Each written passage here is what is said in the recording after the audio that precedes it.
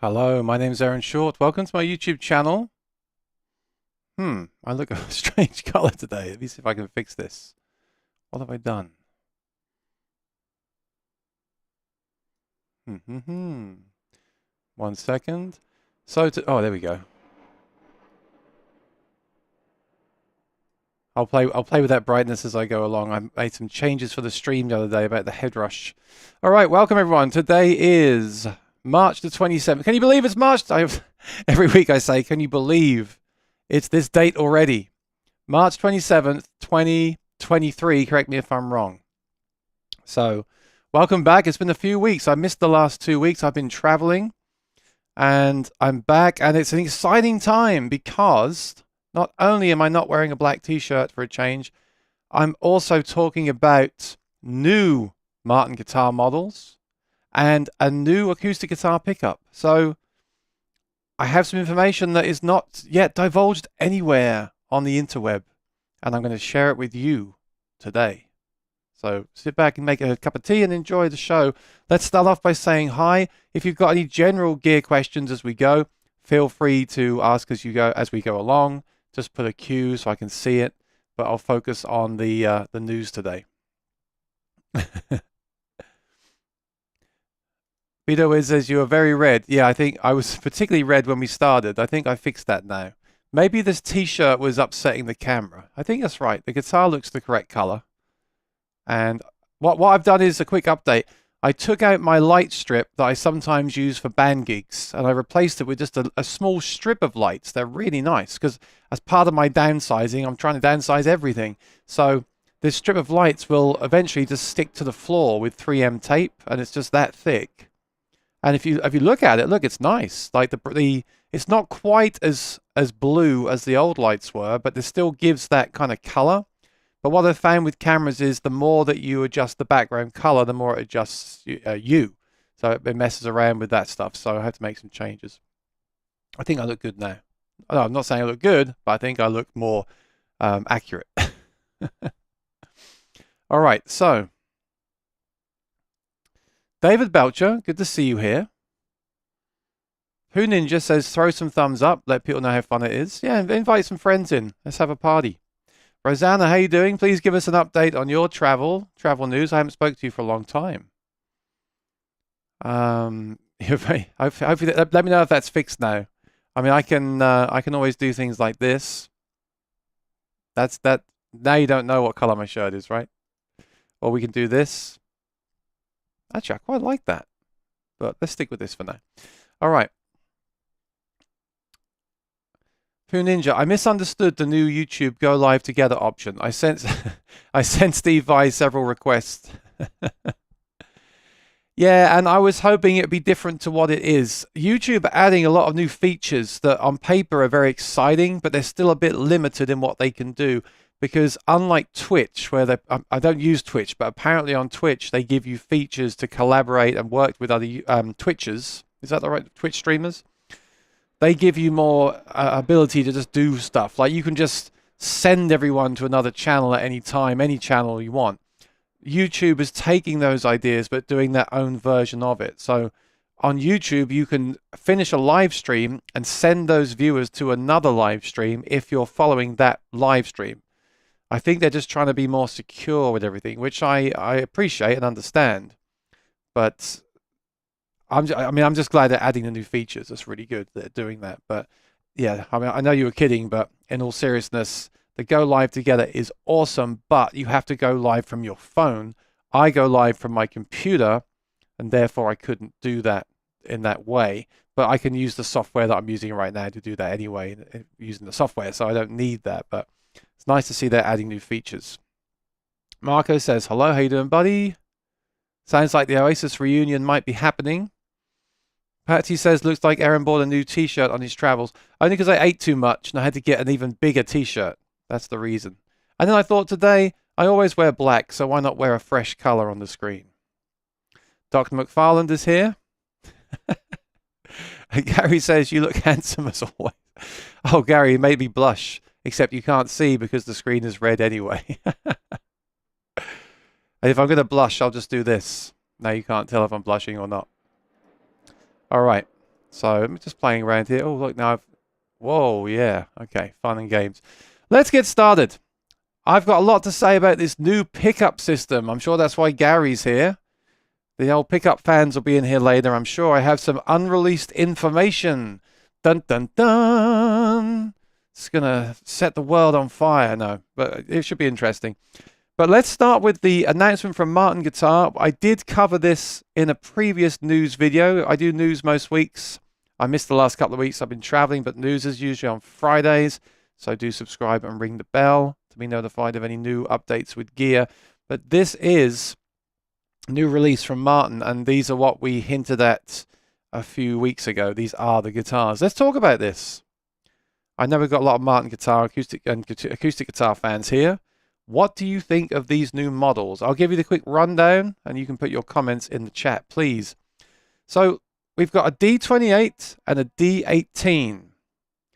So what are these? Well, first of all, we look at the price. This is an attractive price, isn't it? A D18 for $2,399.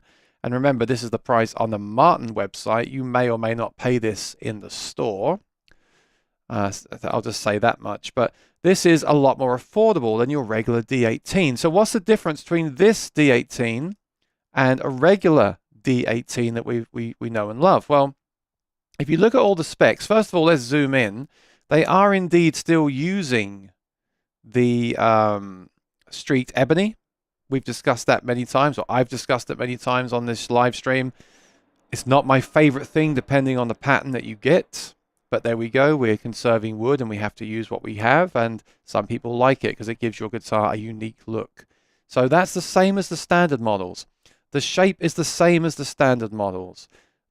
As far as I can tell, and correct me if I'm wrong, from the specs, everything here is identical to a standard D18. So where are we getting this price saving?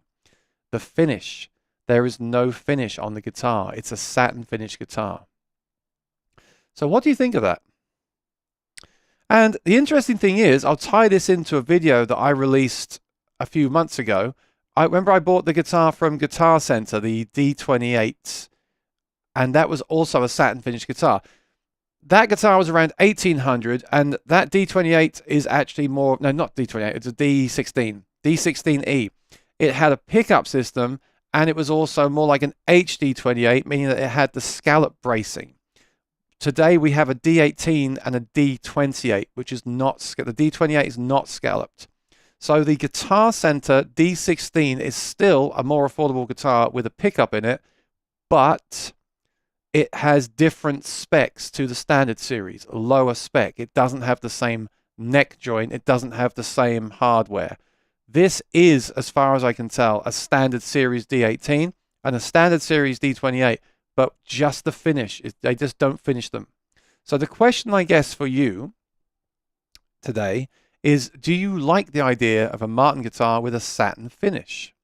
And I'll give you my thoughts on that. I'm very traditional. I like the standard series Martins. I like the fact they're gloss. I liked the fact they dyed the fingerboard. I liked that look. For me, that's what a Martin is. And I know that sounds very much like I'm, talking about how things were back in the day, but that's just, I guess that's what I'm used to, and that's what I like. So I'm not a huge fan of the natural ebony fingerboard, and I'm not a huge fan of a satin finish. I will say this, my Cole Clark that I gig with these days is a satin finish, and I like it on that guitar because the pickup is very responsive, and I can use that satin finish to my advantage. I can make noises on the satin finish. The downside of that is if you don't like noises from a satin finish, you're going to get more body noise when you're playing the guitar. Because that satin, when you strum and move your arm on that satin and move the guitar around on your body, you're going to get more noise coming through. Whereas with the gloss, obviously it's shinier and it won't do that. There's also the visual element. I like the look of the gloss on a Martin again, more than the satin, but I do like the satin look on my Cole Clark. So maybe this is something that I'll get used to. This is a new thing. It's an interesting way for Martin to reduce the price of an instrument. I've been saying since the start of the year that we're going to see more affordable options this year because of just the way things are. And we have. We've seen the DGT SE from PRS. We've seen more budget options. So my question for Martin before this announcement was, what are they going to do? Are they going to make a more affordable guitar like the D16E? Are they going to cut back on materials? And I knew they wouldn't do that because that's not Martin's style, and they already have more affordable options in their lineup in the X series.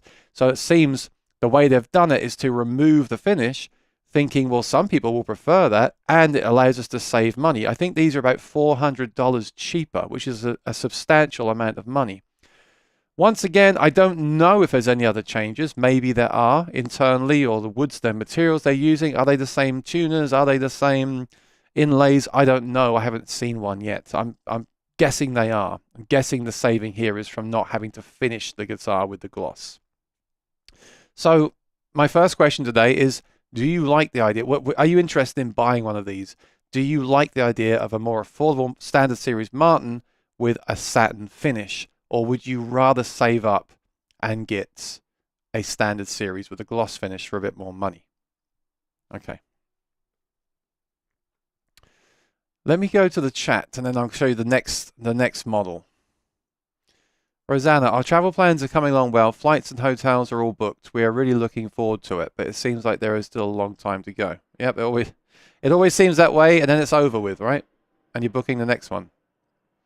David likes the idea of the satin series. Okay. Now, you do have a satin Martin, don't you? So you've had some time with one. Is the first one Relic? We'll get onto that one next, Pooh. Slow down. Lee's at work. How you doing, Lee? Good to see you. Gary says, I agree with you. I'm traditional, don't want satin finish or that distressed look. Okay. Remember, there's no right or wrong answer here.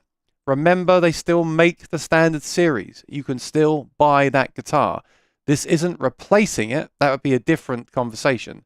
This is another model to add a lower price point to the standard series.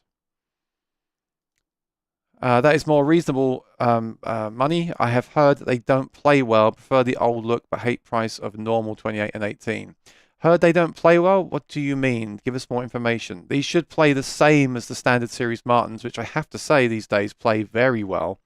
They definitely set them up lower from the factory these days from what I've played.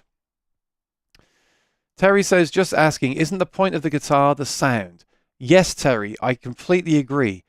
And I often think that with gear, with all gear, with a guitar amplifier, with a microphone, with an electric guitar, with an acoustic guitar, the most important thing should be the sound that it makes, because we're talking about music instruments, right? We're not talking about artwork.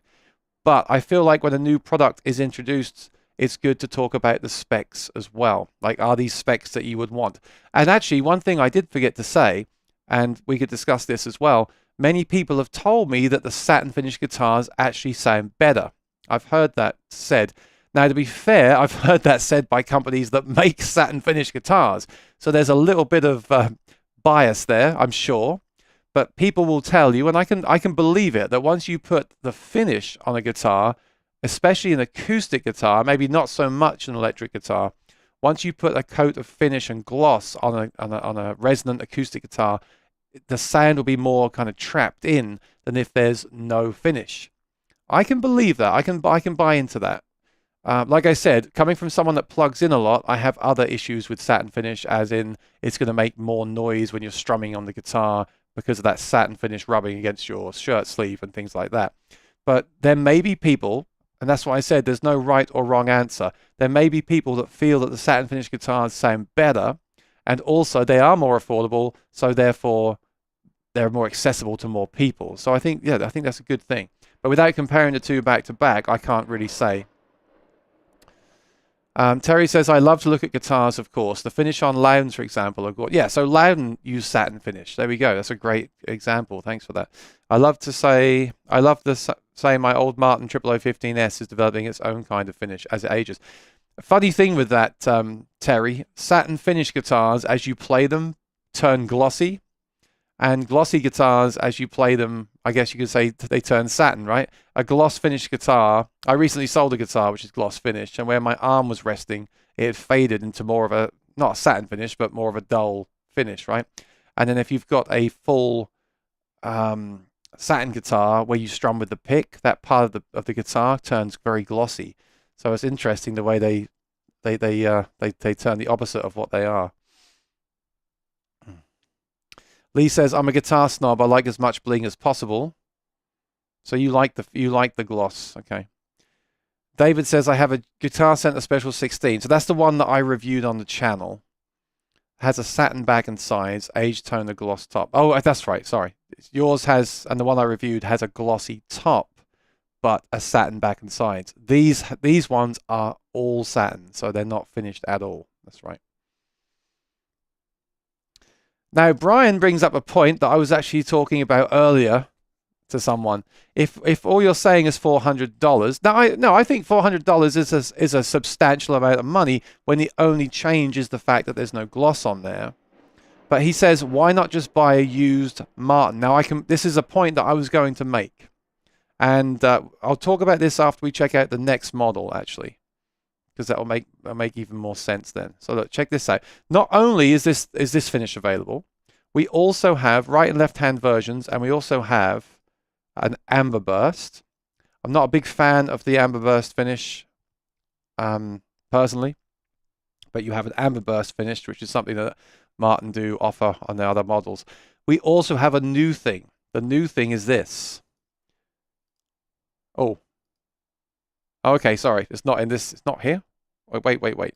Just to show you, that is the gloss finish original standard series D18. That is the satin finish. So there and there. Not sure why they've done different size pictures, because that implies that the new guitar is smaller, but it's not, as far as I know. So there we go. There's another model here, which is Relic, this one. So this D18 Street Legend, now this will get us talking even more, I'm sure. This guitar, though, is the same price. Now remember, Relic guitars often are more expensive. So here you can get a Relic Martin for the same price as the one I just showed you. But the question is, are the specs exactly the same? I'm starting to think that they're not. And that would open up a whole new conversation, wouldn't it? But let's start with the look of it. So this is what I was talking about on the channel a few weeks ago. This is not relicked in the custom shop. This is like a printed image, they're saying. They're using a printer. Now, I don't mean a print like we use at home, a printer we use at home. I mean an actual printer that prints this on and makes it look authentic. It does look incredibly authentic in the picture. But without seeing it in person, I can't really comment on it. So let's check out the specs on this one as well. Because I've just saw... Oh, no, it does. It does. It has the scallop bracing. Okay. So this, as far as I know, this is the same. This is also just a D18 satin finish, but with the relicking and for the same price. So, I mean, this is just a huge personal preference, isn't it? I actually think this looks really good. I believe they've based this off the Kurt Cobain guitar in the museum. It's just such a personal thing if you like relicking or not. It's let's just have a chat about it. Just tell me in the chat. Do you like this? Now, I do own Relic guitars, and over the time, I seem to be getting more and more of them. I think I like the idea of them because I can gig them and not worry about getting that first ding in them. And sometimes I think Relic guitars do feel and sound better. But this kind of printed on kind of relicking approach, this is obviously more of a visual thing. So where Terry was just saying, like, isn't it about the sound? Well, with this guitar, no, it's obviously not about the sound, is it? This is as much about the look as the sound as well. So is this something that you would like? Is this something you would want to own? I think it has a cool look. I think if you're in a band where you're playing old school music and you've got that kind of vibe to your band, I think this would be a great thing to have. I do. But I have to say again, I am personally a fan of the standard series in that gloss finish. That's just what I like. I think it's what I'm used to. But I think this looks great. If it looks this good in person, then I think that will look really, really cool. So again, what do you think of that model? I'm just going to ask you. Let's come back here. This is why the chat is so important, isn't it? Because this is your opinion on this stuff. So let's see. David says, I'm sure I'll purchase a D18 Satin. Interesting. I mean, the D18 is a great instrument. Oh, I've gone too far. Hang on. Oh, I'm glad to hear that. I heard bad reports about setup and tuners. No, the problem with the internet is you get a lot of information that's older. I believe there was a time, a long time ago, when Martin guitars were shipped with a higher action. What happened around 2015 is they started using a Plek machine. And I believe at that time with the Plek machine, and also due to current trends and feedback, the action is low. In fact, I've played some Martins where I feel the action is too low. But all you've got to do is get a saddle and raise that up a little bit. It's not a hard thing to do at all. Tuners, yes, I had many problems with the tuners. And in fact, the last problem I had with the tuners never actually got resolved by the company, which was very frustrating. But there we go. I was only on that guitar. I've not had issues with the other ones. I'm also pretty sure if I reached out to the tuner company directly, they would have helped me out. But there we go. I resolved that myself. So that's been done now.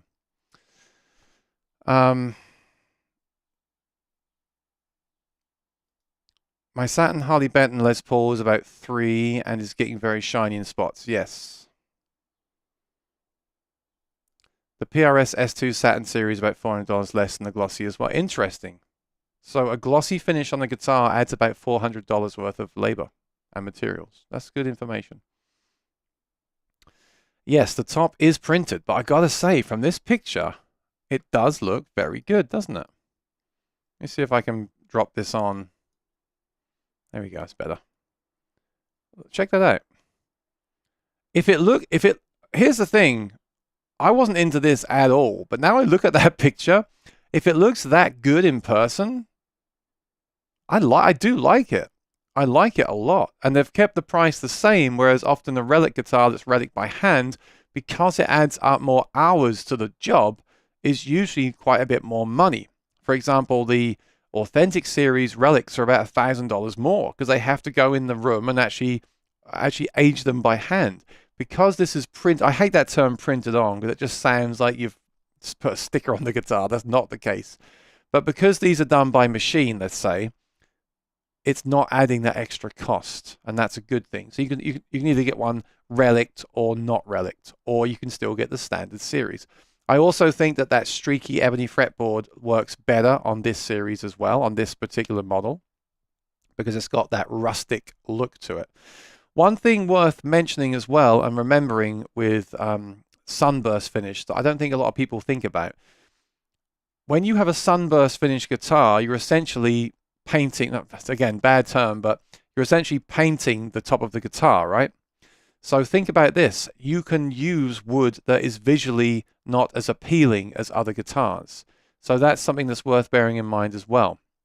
And also with this guitar, if you think about it, if they've got a piece, and I don't know this for a fact, so just my assumption, we're all trying to save wood now and we're running out of wood, okay? So with this guitar, let's say you've got a top which isn't quite perfect that you would use on a standard series instrument, and not to say they're perfect either, but let's say it's just a bit too visually. Remember, Martin grade their wood visually. Let's say it doesn't pass the test to be on a standard series instrument. You could technically either paint a sunburst on it or print this on it and sell the guitar. So it's a way of using wood. A great example, they've been doing this for a while. A great example a few years ago was the Street Master. Remember the one that's really like brown and rustic looking? And it was Adirondack, that guitar. People said it sounded great and was a great value. Well, what they did is the same thing. They took pieces of Adirondack that didn't look visually appealing for their standard series, and they just distressed them and colored them and sold them as the Street Master. So if you didn't mind that visually lower grade wood, you could get a Addy top Martin for a much lower price. So Martin are being smart with this, and they're finding ways to use all the wood. I also just heard that Taylor have released a new 400 series. The 400 series has traditionally been the plain wood, right? And that's for forever. Well, apparently the new 400 series Taylors are all sunburst. And again, I have to wonder if that is because they can then use the wood let's say they keep the best woods for the 900 series because Taylor go by 1, 2, 3, 4, 5, 6, 7, 8, 9. Numbers get working their way up, right? Let's say a piece of wood doesn't make the cut for the 8 or 900 series. You can make it a sunburst and use it on the 400 series. So that's why we're seeing this a lot. It's not just because we're saying people want sunburst guitars or people want relic guitars, although I'm sure the research has been done to back that up. It's also because it's a way of using more wood as well. That's my opinion. I don't know if I'm right about that, but that makes sense to me. All right.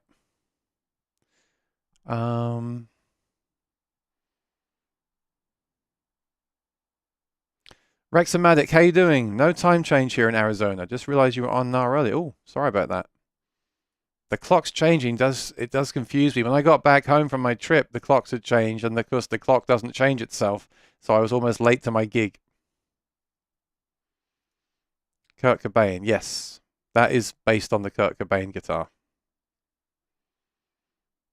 But some of these relics do make me laugh because it's like, if I owned a guitar, a new guitar for 80 years, I don't think it would look like that because I'm so careful with my things, But then again, if you don't look after stuff, maybe it would, and played it every day for 10 hours a day, maybe it would look like that. Terry, that's a point I see all the time. So that does nothing for me, frankly. Make your own history. I do agree with that. The beauty of an instrument and owning an instrument for your lifetime is that you get a new instrument and then the dings that you see on it are from your life, right? So I had a guitar years ago and got a ding on it, and whenever I saw that ding, I thought of that trip and that gig that I played with that guitar. I get that. I have very mixed opinions on relic guitars, but I also see both sides, and I don't really have a preference. I see the cool factor in a relic guitar, and I also see the awesome factor of a brand new instrument out of the box that's immaculate. I see both things. Rexomatic says, I feel bad every time I relic my guitars, one scratch or ding at a time. I don't feel a need to accelerate the process. I do like the overall satin finish. Gary says, the distressed relic being printed has no value in my mind. If it doesn't sound aged, I personally hate the look. Right, so you want the relicking for the sound. Yeah, I've got to see one of these in person because it's so hard to tell from that picture. Patsy Smith, I don't like the relic. Looks like it came from a jumble sale. So here's a good point, you see. I have a feeling that the satin finished mahogany D18 will sound better than the gloss version. That would be a very interesting comparison. And then it becomes, do you prefer the look of one or the other? And are you worried about that, again, that sound of the satin finish rubbing? Printed, but I stress this again. I don't mean printed. I don't mean they've gone to Staples and printed out some stickers, right? That's not what printed means. Printed means they have a special printer that prints into the wood. You have to see it in person. Let's just leave it at that. Good point from Rosanna. Isn't part of the attraction of a relic guitar it should sound better? Yeah, but then some people will say they don't. Some people will say they do. There's many things there. But yes, you're right. Usually people will add the fact that a relic guitar sounds more open, sounds more played in, feels better. So once you start doing it just aesthetically, is it actually doing anything? But again, you need to see these in person to really tell that, because this is a different process to what we're used to in the past. All right, now let me just show the other one, so we cover all these today. So we've got those models there. And then we also have the D28. You see, this D28 Street Legend, this particular one, is not as aged, is it? This is not based on the Kurt Cobain. So it's not as aged looking. And then I want to raise the point that our friend raised earlier about buying a used guitar, because I think you've really hit the nail on the head. I was thinking the exactly same thing today. But there we go. This is a way of bringing out more guitars that are more affordable. And at the end of the day, I get why they've done it. These guitars have already been released. These are not new, by the way. We might see new guitars over the weeks because NAMM is 3 weeks away. This is like their early release, and they'd already been leaked anyway. so it doesn't really matter. But I think I'm impressed. It's a good way to get some guitars out that are more affordable without just making a cheap guitar. It's clever. They've released basically a new line of guitars at a lower price point that are still high-end guitars. It's impressive what they've done with that. And the great thing is, like I said, if you don't want one, you don't have to buy one. You can still buy the standard series. But what we were saying earlier makes a good point. The thing about the Martin Standard Series is they have increased in price quite substantially over the last few years. And down to personal preference as well, they've also made changes. So here's something to consider. And there's a few points with this as well. How about you buy a used D18 from 2019? Remember, Martin reimagined the Standard Series around 2017, 2018. And that is a spec that we've still got today, and a spec that I think is excellent. So here's a few things to consider. If you shop around and you're good on the used market, and even if you're not, if you find a D18 that someone is selling, you might even find a mint D18 from 2021 or 2020, and a few other things. It may not have the streaky ebony. It may have the dyed fretboard, which you might prefer, and it will probably be around the price of this new satin finish guitar. You may even find one cheaper. During the lockdown, I found a 00018 that was brand new for an amazing discount because someone just bought it and wanted to move it on quickly. So I think you should consider that. If you want my personal opinion, and I'm sure some people are thinking the same thing as well, check the used market. So many guitars were bought during the lockdown. So many guitars are being sold every day. Find a D18 or a D28 from 2019 that hasn't been played much, meaning it's in mint condition with that dyed fretboard and sort of naturally aged a little bit anyway, just in the case. Or even, once you get to the guitar on the screen, just get a guitar that's been beaten up, that's really cheap. Because if you're going to buy a guitar, and this is my other head right now, my head before was, I think relicking is cool. My saving money head is saying, if you're going to buy a guitar that looks like that on the screen, why don't you just go on Reverb and find a guitar that's been trashed, really cheap, and have a professional luthier crown and level the frets, do a great setup, check everything over. You're still going to be a lot cheaper, and the guitar's been set up. So definitely, I think this is cool. I think if you want a satin finish Martin that's new out of the box, I think this is great. I think, though, if you're looking to spend this kind of money, you should go to the used market. And if you look around on the used market long enough, you can find some great deals on some great quality guitars. Reverb is great. I really like Reverb because I've had some problems with buying and selling, and they've always made it right. They're excellent for that reason. Sweetwater now have a used section on their site, and you've got your local Craigslist, you've got your local Facebook marketplace, and you've got the forums as well. I bet you in the next 3 weeks I could find a D18 for that price, 2400 shipped, that is the full gloss Standard Series Martin in great condition. And if it has got a couple of dings, you just tell yourself, well, it's relicked. So that's how I feel about it anyway.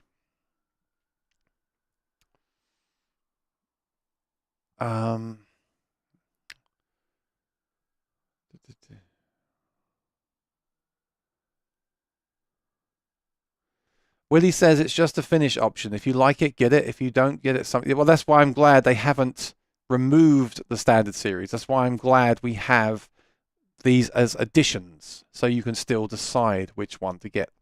If they had said we're taking the Standard Series and taking the finish off them, that would be a different discussion, wouldn't it? But they haven't done that. They've added it in. Stady says the Street Legend looks cool. I tell you, I do like it. I do like it. I like both. I do like it. T says Aitken guitars in Canterbury, England make a superb relic and heavy relic acoustic pre-war D28 guitar. They have their own aging technique for these models. Check them out. I will do. Thank you. You know, I have a guitar by the sister company to that company. I had a guitar that I bought last year, and it arrived with a crack in the back of it. and it does have a pickup in there that I'm going to. I haven't decided. I think I'm going to review it on the channel. I think I'm going to, and then I'm going to sell that guitar on. I need to sell that guitar on to someone that can fix it. So someone like Staley, that would be right up your street. If you're, I don't know. I know you do a lot of work on guitars. I don't know if you've repaired cracks before, but I have a guitar that's got a crack in the bass. Not terrible, but needs some repair. So I'll talk more. I'll tell you more about that in the future. I saw your name, so I just want to throw it out there.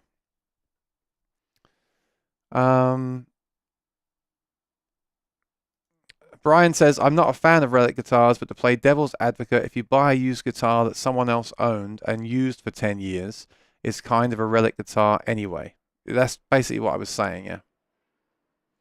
Danielle, although not a flat top, the rather low-cost Ibanez AF55 without gloss has been very popular with a lot of users investing in hardware and pickups. Ibanez AF55.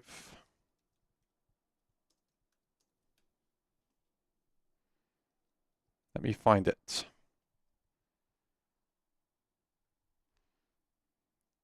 Ah, yes, it is not a flat top. Isn't that an electric guitar? That's a hollow body electric. Oh, but Saturn, I see. Yeah, I mean, look at the price on that. You know, when you get something like that, that's crazy. Look at that, 349. And yes, same thing. It's a satin finish. It's a satin finish, and same thing. So that is definitely a way of saving money, isn't it, with the satin finish? Gibson have done it too on some Les Pauls as well. But that's a great price, isn't it? $349. Wow. All right. Oh, Staley, just I won't talk about it today. It's just something I thought I'd throw out there. It's just one of the guitars that I'll be selling on, but I can't just sell it because it's got a crack in the bass. It needs to be repaired. But I don't want to. I have no interest in repairing it. I'm not really looking to keep the guitar, but it's I'll definitely need to sell it on to someone that is either okay the fact it's got a crack in it or can repair it themselves. That's just why I thought of you. Right, let's move on because we have to talk about the next story, the big story, the new pickup. Is anyone excited for the new LR Baggs pickup system? Let me know in the chat. So, I have some information that has not been released yet. So let me just give you my full story on this then. So the reason I started my channel is because I play acoustic guitar at solo acoustic gigs. I always wanted, or I always played like the Maton guitars, and I had guitars with the Anthem in them. And I liked that sound. And if I'm completely honest, I also had a kind of a sound in my head of what my acoustic guitar should sound like through a PA system, which in hindsight was completely unfair because that was just the sound in my head. But that's, just being honest. So I started this channel on this adventure, and I have done a lot of acoustic guitar pickup reviews as part of my channel because what I was looking for was something to put in my acoustic guitar that would give me a great sound on stage, like an awesome sound, like either the sound of a guitar mic'd up like you hear in the room, or just a great plugged in sound. Like I'm currently getting that kind of sound from the Anthem and from my Cole Clark, right? That's the sound. It's just big and it's powerful and it's natural, and I just love that sound. So that's what I was looking for. And that's why I went on this journey to try all these pickup systems. And yes, it's very time consuming and very expensive to do this, and I learned a lot of things along the way. But what I was looking for, just to repeat myself, I wanted something basically that was nothing in the guitar and sounded great, which in hindsight is a very tall order. I guess what I really wanted to do was to get something like a Martin that sounded really good to me and played well in the room, and then take that on stage. That's what I was looking for. How can I make a Martin guitar remain a Martin guitar with no real modifications to it, and then take it out and plug it in and get the sound of a Cole Clark or a Maton at the time, right? That's what I was looking for, and that's why I tried everything. And so many things were disappointing because I tried undersaddle pickups and they all just sounded that's not the sound I wanted. I had no body sound as well, so that was no good to me. At the time, we had the Aura systems built into Martins, which was incredibly forward-thinking, but again, no body sound and fairly low battery life. I tried things like the Trance, Amulet, and the K&K. I've tried the K&K 3 times now, and while being very minimal installs, which is what I wanted, they didn't have the natural sound, and they needed preamps, and I was just kept chasing my tail, basically. So in the last 12 months, I've just been playing the Cole Clark live, and I've actually gotten very fond of that guitar, just as a guitar in general. I love that guitar, right? If I had to choose one guitar, I'd probably choose that guitar, simply because I plug in all the time. But here's the thing, there is a new pickup coming from LR Baggs next month, which I don't want to say promises to fix the problem, but I don't know. I don't want to put words into their mouth. But there's a new pickup coming which claims or hopes to be along these lines. But let's first of all set our expectations. No single source pickup in a guitar is going to sound like a microphone. And the sooner you realize that, the better. And you'll read online on forums when people say, just install a K&K in your guitar. It sounds like the guitar, but louder. No, it doesn't. All right? It doesn't. And nothing does. And sometimes you don't want it to, because sometimes that sound of a mic'd up guitar in a bar won't cut through the room. So that's something else. There's many factors here to consider. But this new pickup system is exciting because it ticks all the boxes that I would ask for. Over the years, like saying what I'm looking for in a pickup system, it does tick all of the boxes, and I'll tell you why. And it doesn't necessarily mean it'll tick the boxes for you, but it ticks all the boxes for me as a working musician. This is why. Okay, first of all, the pickup is going to be a body sensor style pickup. So it's going to be similar in design to the K&K. But here's the thing I don't like about the K&K. You have to use glue to glue it into the guitar. Now, some people will say, so what? Well, for me, once you've done that, if it's a high-end guitar, even though the glue is in the guitar, you've still got that glue in the guitar that wasn't there. And we're talking about guitars being for sounds, but if you buy an $8,000 handcrafted guitar, one-off edition, you don't want, even inside it, I don't want anything in the guitar either. So I don't like glue. And the other problem with glue is if you install a pickup and you don't like the pickup, it's really hard to remove that glue cleanly. It may affect the installation of another future pickup, and I just don't like it. It can also get messy. You can get glue on the guitar when you install it. It makes the install harder. I'm sure a lot of people will disagree with me, but I don't like pickups that glue into the guitar for that reason. And I wouldn't mind if I loved them, but having installed a K&K and not loving it and then having to take it out, that sucked, right? So that's the first thing. Now, what this means is there's nothing under your saddle. Now, many acoustic guitarists will like this. For many years, I said that the soft undersaddles in an undersaddle pickup affects the tone of the guitar. Honestly, in the last 6 months, doing some different back-to-back comparisons, I don't know if I still believe that or not. But the great thing with this new pickup is you don't even have to think about it because it's not there. There's nothing under your saddle. So the great thing with this is if you buy a guitar and it's set up how you want, when you add this pickup, the saddle will remain the same. Another thing that happens with installations on like the Anthem is that people will install them and then you have to sand down the saddle for the installation. I feel like sometimes the installers then take that saddle too low, and then that does affect the tone because the saddle's lower and people think the tone's changed, but what has actually happened is the action has changed. With a pickup that sticks inside under the bridge plate, you don't have that. And this is similar to like the Lyric. Think about the Baggs Lyric, but that's a microphone. This is going to be a piezo contact pickup, right? The Lyric was great, by the way, but it did feedback quite a lot because the microphone is so sensitive. I'm told, and I haven't tried this thing yet, but I'm told that the new pickup is very feedback resistant. So if that's true, that's massive, because one universal problem with the pickup that sticks inside the guitar to the soundboard, it sounds more natural because it's picking up the whole top of the guitar, not just under the saddle. But the problem is then you get more potential for feedback because the whole top of your guitar is moving, and the more resonant your guitar is, the more the top moves, the more the whole guitar moves, the more potential for feedback you have.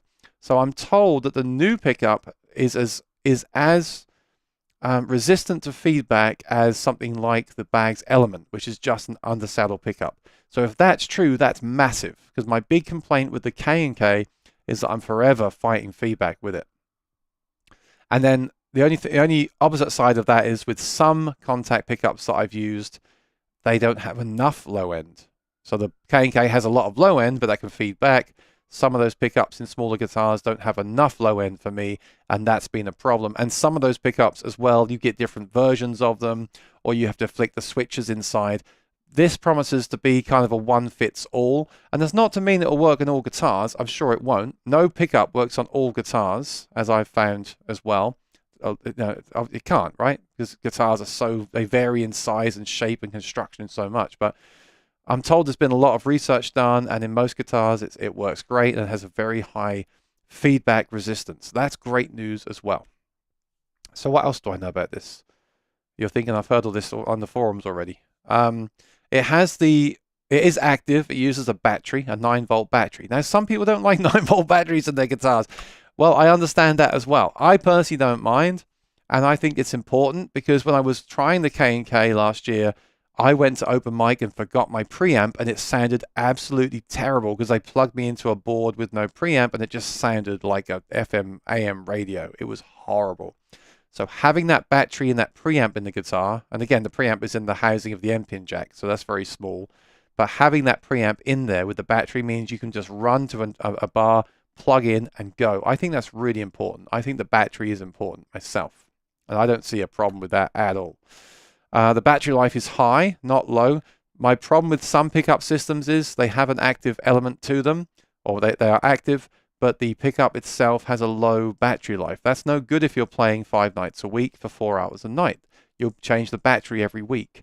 So I'm told that in this new pickup system, the battery life will be months and not days. So that's great. That's great news that the battery is that's important to me as well. So far I'm just ticking off all these boxes. Resistant to feedback, doesn't go under the saddle, is active. It has tone controls, and from what I've seen, the tone and volume control that installs in the sound hole is small, unlike the Anthem. And also, they haven't gone with their yellow look. I don't like the yellow plastic on the Baggs sound hole pickup.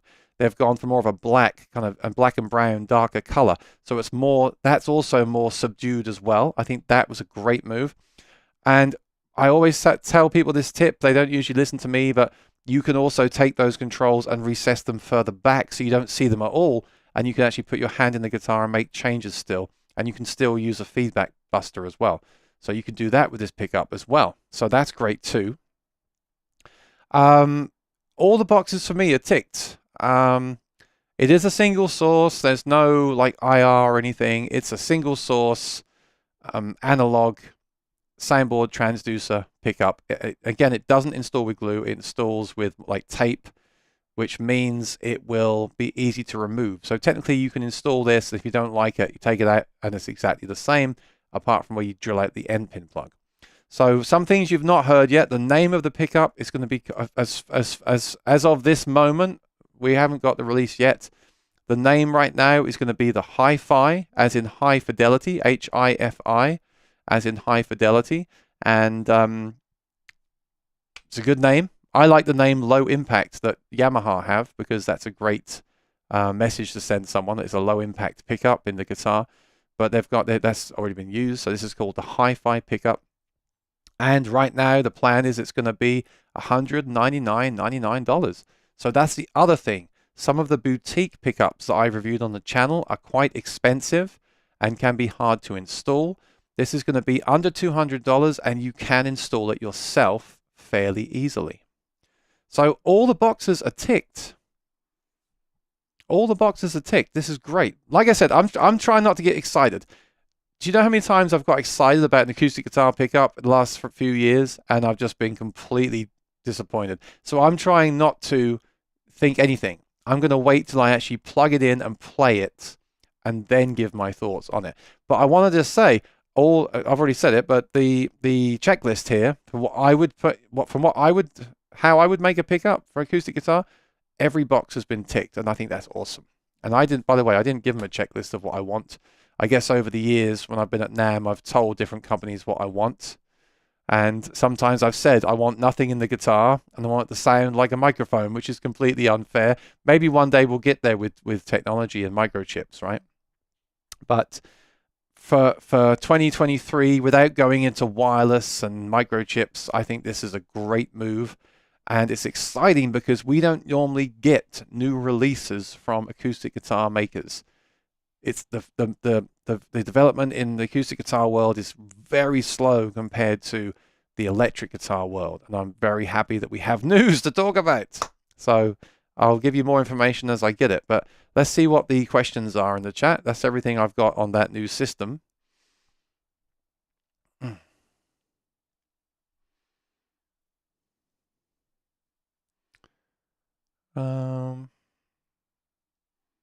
Staley, we'll talk another time about that. I'd love it if you took that guitar off me, because that you could get it back working again. All right, Brian says, I'm guessing what Martin is thinking is people may want a guitar that has a lot of wear and tear look to it, but the buyer doesn't have to worry about structural issues. I still think it's more to use wood that you wouldn't normally use, but that's, again, that's only my guess. Gary says, excited at the LR Baggs pickup is a high-end offering. Excited if the LR Baggs pickup is a new high-end offering. So it's not high-end in the fact of the cost, and I think that's important. $199.99 is a great cost. There's no reason why people can't install this in their acoustic guitar. This is exciting. So often people say to me, what pickup shall I install in my acoustic guitar? I don't want it to affect the sound at all. And I have to go through that whole thing of, well, it may affect the sound, it may not, it can be a personal thing, blah, blah, blah, blah, blah. Now the answer is, well, you haven't got to worry about that with this. There's nothing under your saddle. And the price, I mean, the K&K will still be viable. The K&K is still half the price, but you need to then buy a preamp for it. The K&K is still less stuff in your guitar, and there are players that will value that. So the K&K isn't going anywhere. But this is more for the masses, in my opinion. This is more for people like me and Gary that want to just put something in their guitar and play.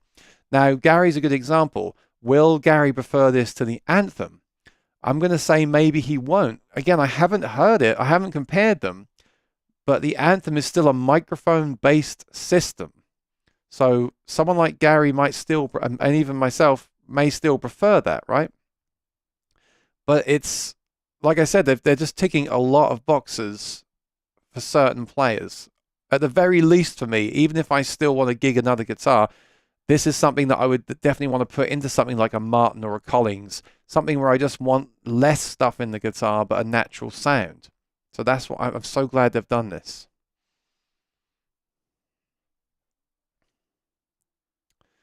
Staley, it's not on Reverb. Like I said, I want to make the. I just threw it out there because I saw you in here. Send me an email. I do want to probably do a video on the pickup system in that guitar, but I am going to be selling it on just to get my money back for what I paid for shipping. So send me a email. Oh, what happened to my? That's totally bizarre. My thing at the top there was smaller when I started the stream, and now it's suddenly bigger. There we go. Email's at the top of the screen, buddy. Gary says, if you have a guitar with a long glued-in saddle like the Martin Authentics or Collings Traditional, you can't use an under-saddle element anyway. So this is exciting because the K&K was feedback prone. That's not completely true, Gary. You could, LR Baggs told me they could install the Anthem in a long saddle guitar. Either they make a longer saddle for that guitar, or they told me they have a way of doing it, but they told me to send the guitar to them. So yeah, you're right. I think that was the glued-in saddle. With a glued-in saddle, you can still install the Anthem, but you have to obviously unglue the saddle, which is a whole thing you don't really want to do with an authentic guitar, right? So I agree with that. Yeah, at the end of the day, I love it because you haven't got to do anything. If you've got a guitar that plays great, you don't have to mess with the action. Every time you install an under-saddle pickup, you have to then lower the saddle to compensate for that pickup. And I really believe that what happens is people have that done and the installer takes that saddle down too low or leaves it too high. And then the person that gets the guitar back, straight away, they're like, well, this doesn't feel like it did before. It must be the pickup, right? And that's not really fair. That's the install. And then you get problems as well, like I had with my Rain Song, where I wanted to add a hole to it to get that pickup further into the hole. This should alleviate that. Of course, I haven't played this. It could have its own problems, right? I don't know. But that's certainly a problem that will fix with that kind of installation with another saddle, yes. Will it have any sound hole controls? Yes, it does. It has volume and tone on the controls. And they're nice. They're a darker color than the current ones. And like I said, I believe everyone should do this. Try to install it a little bit further back so you don't see it at all. You can still plug the sound hole if you need to with a sound hole plug, but you can still go inside the guitar and make the changes. I don't know why people don't do that. It's so much better. A friend recently put in an under saddle pickup, but not long after his bridge cracked. You really need to watch the bridge height, slot depth, and saddle height for a healthy bridge. Yeah. So again, you haven't got to mess with that anymore. That's a thing of the past with this one, which is good. Old Metal Dude, have you tried the Damasio Black Angel soundhole pickup? I just got mine and love it. It's the only soundhole pickup I could find that would fit my Martin 0015 SM. I don't think I have, but I've tried so many soundhole pickups, and they don't really work for me because I don't want something in the soundhole. Often my pick will hit it. I see their place because they're often very feedback resistant, although you can still get a soundhole pickup to feedback as well. But I just like having the sound hole clear, and I like to be able to plug the sound hole because it stops when you're looping. It stops the sound going back into the guitar. So I always want the sound hole to be clear, to be empty, so I can plug it up. But I have heard good things about the Black Angel pickups. Yes. We all know you're still kind of excited. It sounds promising. I am excited, David, because it's more content for me to talk about, and I am going to demo it on the channel in the next few weeks. I am excited, but I am deliberately not letting myself get excited because I have such high expectations with any piece of gear, and I have even higher expectations with an acoustic guitar pickup that if I get too carried away, I'm going to be nothing will live up to that. And I don't think it's fair to do that to myself or the viewer. So I'm just trying to keep a level head. And also, I'm such a fan of the Cole Clark system, but you got to remember the Cole Clark system is 3 pickups mounted into the guitar. So it's not even really fair to compare any pickup to that, I don't think. The best that I can hope is that this thing just sounds excellent, doesn't feedback, and I can recommend it to people that want a third-party pickup in their guitar. That's what I'm hoping for. Because my go-to recommendation as of today is the Anthem SL. But I know that some people just don't want to install that into their guitar because of the soft undersaddle and all those things and the mic in the guitar. And I do get it, and I also don't. But yeah, no, I'm excited. I'm always excited for new news on the channel that I can talk about with experience and passion, you know? Because that's right up my alley. Rexomatic says, sounds like a K&K, but only transducer. No internal mic. Yeah, no internal microphone. But I tried the K&K with the internal microphone, and I didn't think it did anything to it. And I just made it just added more stuff to the guitar and just more chance of feedback and another thing to power with the battery. I don't think that's the way forward. But it's not like a K&K. It's a K&K in the way it attaches to the guitar, but it's very different, isn't it? Because there's no gluing. It's active. It's got the controls in the sound hole. It's ready to go at the gig. Whereas the K&K for me is just, you got to plug it into something and EQ it and notch out the feedback, and then you're ready to gig. So I think this will be a good thing.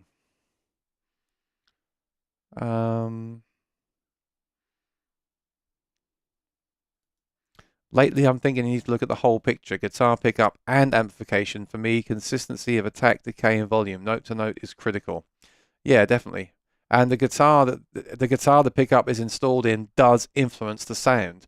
for me, I've realized that Dreadnought guitars give me a much better sound than smaller body guitars, but I much prefer gigging with smaller body guitars because I find them more comfortable. But the Cole Clark Dreadnought does sound slightly better than the Cole Clark Angel, and the Martin the HD28 colorway does sound better than the GPC colorway, but I just don't find them as comfortable to gig with night to night. So that the size of a guitar does influence the sound of your plugged in sound, in the same way that what the pedals you use, the cables you use, and the speakers you use. That's why I get kind of frustrated sometimes, because I see people talking about, I've got this amazing guitar, this amazing pickup system, and I'm using a $50 wireless into a $200 speaker. But that's just my opinion. Will there be any battery level feature like the Anthem uses? No, because the Anthem SL doesn't have a battery life light. The full Anthem does, like you have, but I don't see why you need it, because as you know, Gary, the Anthem battery life is incredibly high, and I believe this new system is even higher. So it's just not a thing. It's just not a thing to worry about. When you've got this kind of battery life, what you do is you just change the battery every 12 months. If you gig a lot, change it every 6 months. And think about it, if you gig every night, you're probably changing your strings every month anyway. So just change the battery every 3 months, every 6 months. That's it. It's not really, that'd be another thing they add to it that you just don't need. So I don't think that's, I'm not sure I'm pretty sure there's not one. I just don't think you'll need one with the kind of battery life you're going to get from it. With something like an Aura or a Taylor, you need a battery life indicator, because you're going to lose your battery's going to die at a gig, and that happened to me.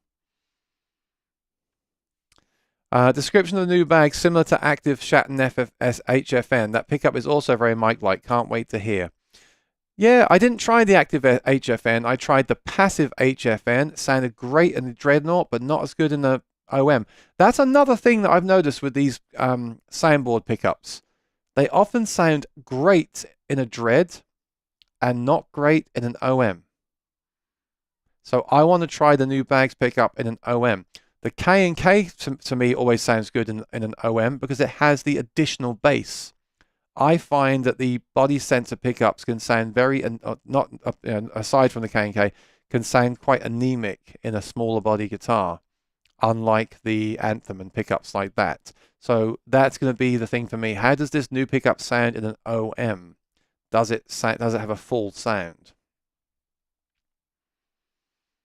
Matthew Carver says, I've got a custom shop Martin OM28V, and this new pickup sounds like a winner for this guitar. Looking forward to reviews. Yeah, I think, again, will it have enough low end in the OM? That's my question.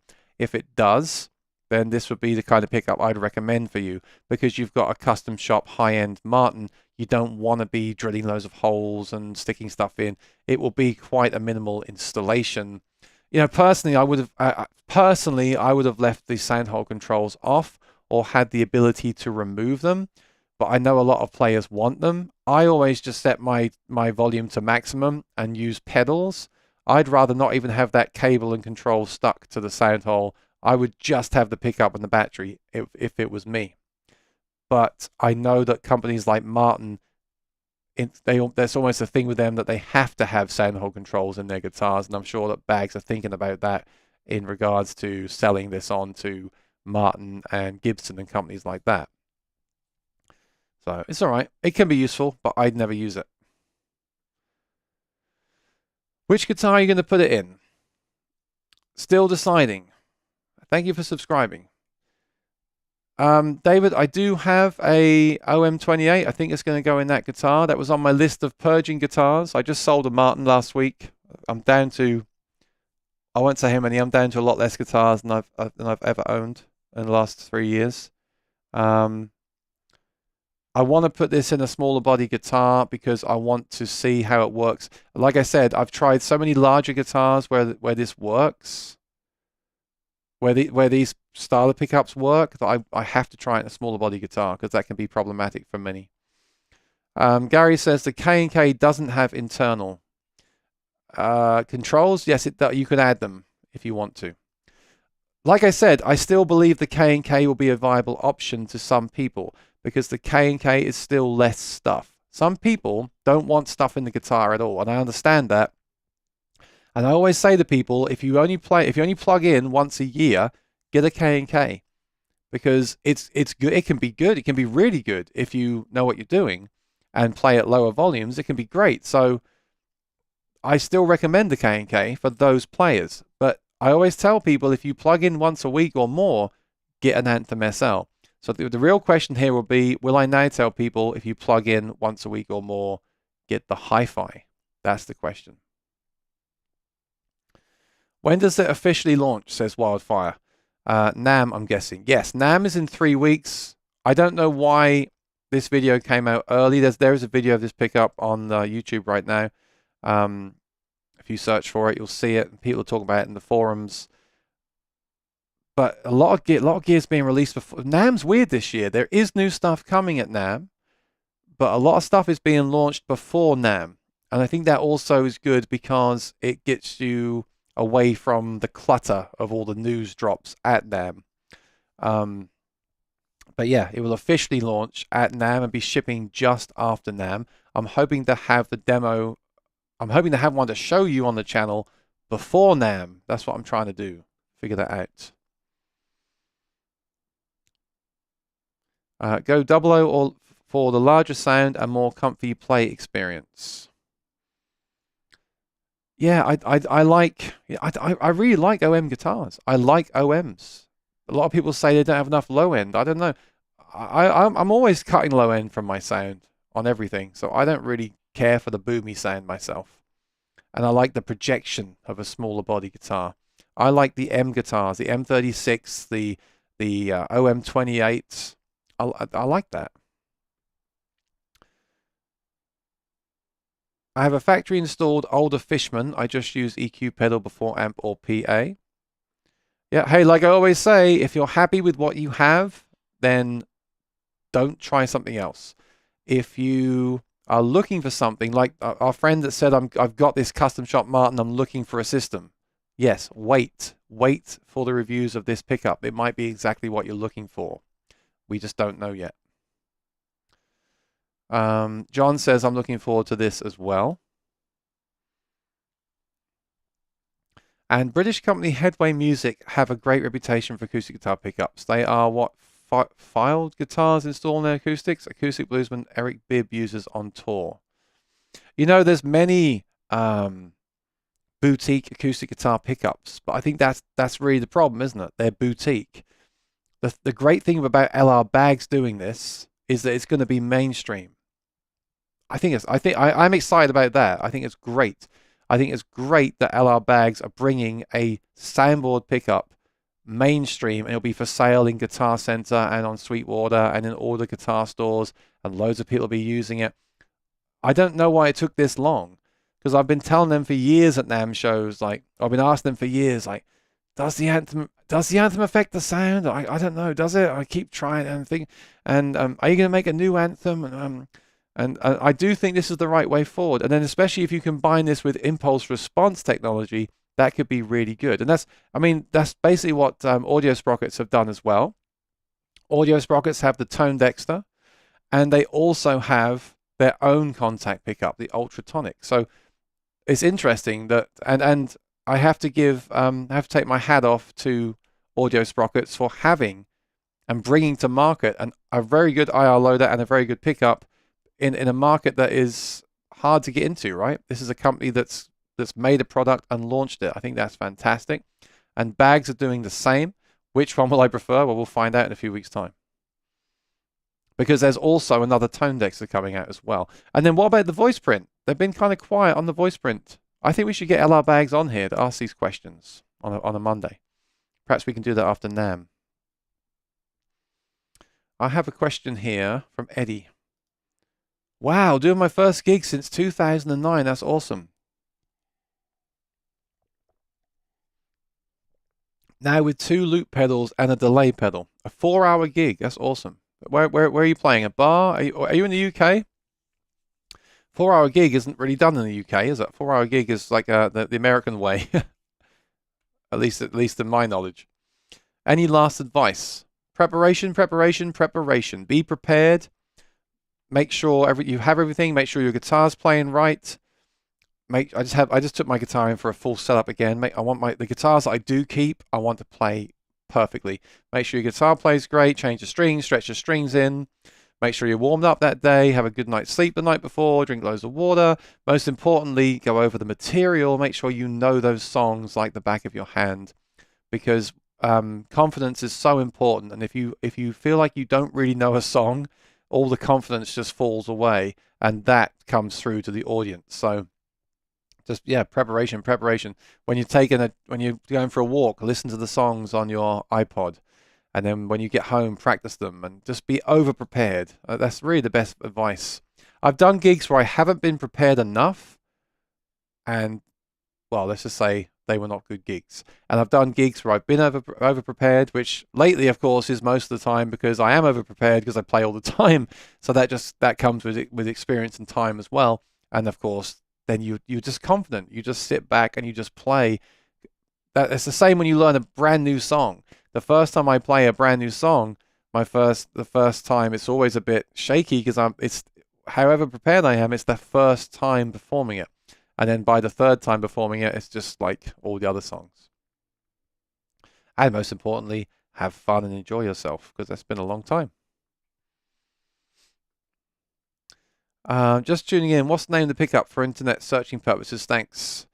The Hi-Fi, H-I-F-I, but you won't find anything about it because there's no user guide, there's no listings yet, and that may even change. That's only what the name is as of today.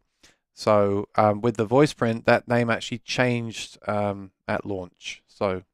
But right now it's called the Hi-Fi, H-I-F-I, capital H, small I, capital F, small I.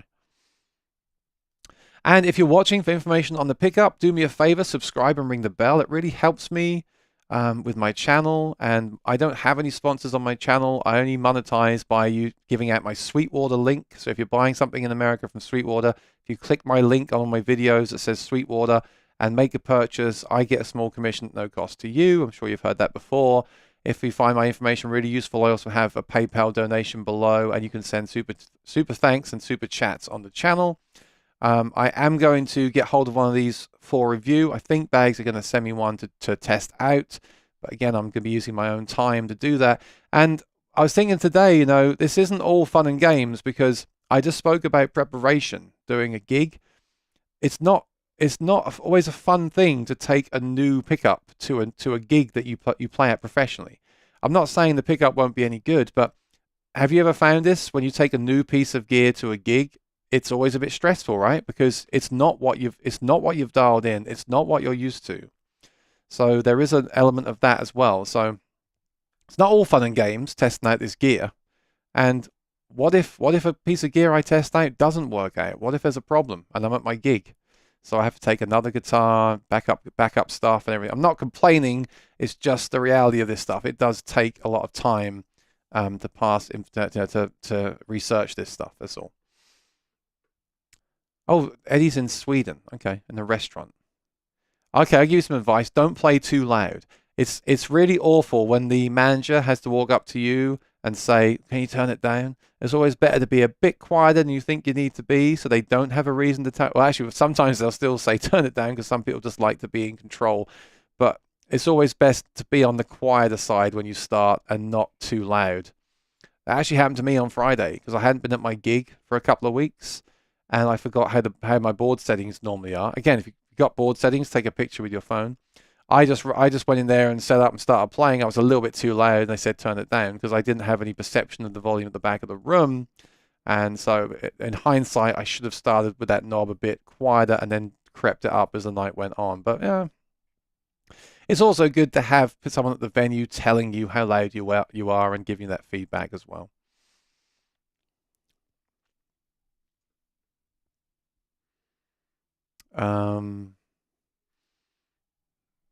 In relation to what? Gary, thank you. Your advice for gigging is a masterclass. Epic suggestions. Well said, my friend.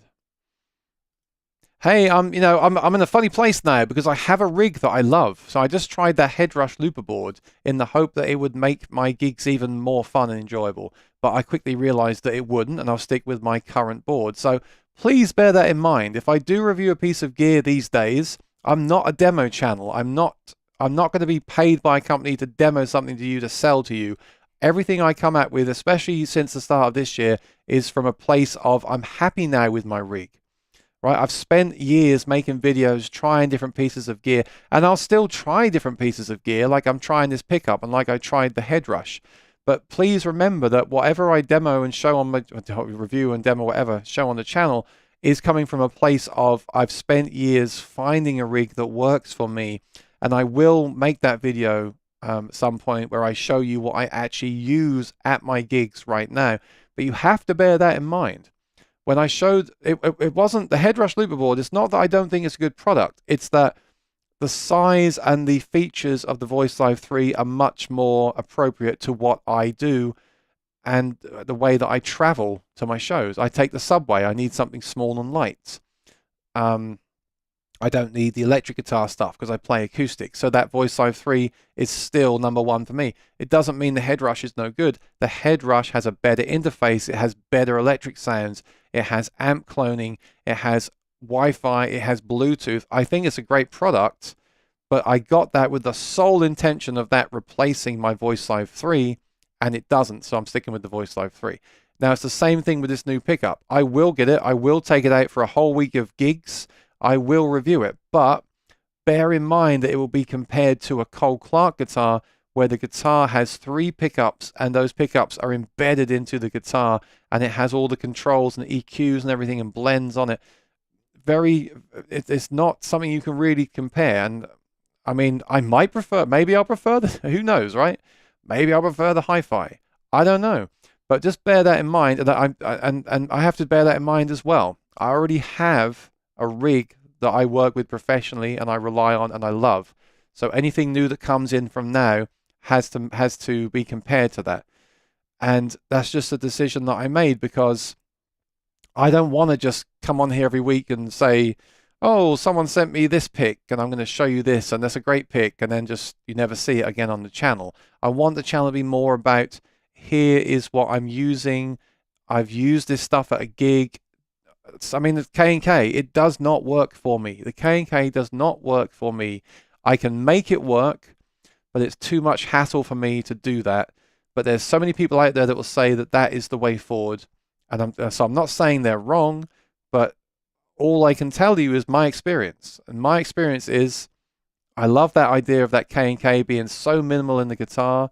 I can make it sound really good with external EQ and IRs. I did achieve that at a gig last year, but for me it wasn't worth it, and I didn't want to have to do all that gig to gig, because I'll never forget that week when I was testing it out. I went to jam with someone, and I had the preamp in my bag, but I didn't plug it in because when you jump up to jam with someone, you don't want to be plugging stuff in and all that. You want to just get up and play. And I mean, it sounded terrible because it went straight into a line input on a mixer. So that could have cost me a potential booking. If I had my Cole Clark at that gig or this new hi-fi pickup with the internal preamp, that wouldn't have been an issue. So that one thing there is enough for me to say that doesn't work for me. But of course, if you never jam with people, if you always plug into your own system and you have it wired up the right way, I know you can make it sound great because I did. But I have to look at the big picture and all those different elements. And that's why I like to get a product and gig it to see what actually happens in the real world. So, all right, I think we'll leave it there. I think I gave you all the information that I have on the new pickup. We discussed the new Martin guitars. And if you're watching this video for information on the pickup, subscribe and ring the bell. Not only does it help me out, there will be content on it coming up. And I will be covering the whole NAMM show. I won't be there, but I'm going to do videos and live streams about the NAMM show releases. There's going to be other products released that week as well. Maybe we'll even see some new pickups from Fishman and the other acoustic companies. Who knows, right? So that's exciting. This is a very exciting time of year with the NAMM show coming up, and especially knowing that we have acoustic guitar related stuff coming to market very soon as well. So I'll do my best to keep you updated. Subscribe and ring the bell. Share this with your friends if they're into acoustic guitars, electric guitars, and singing and playing guitar. Have a great week. I look forward to seeing you soon. Take care and be well. Bye-bye.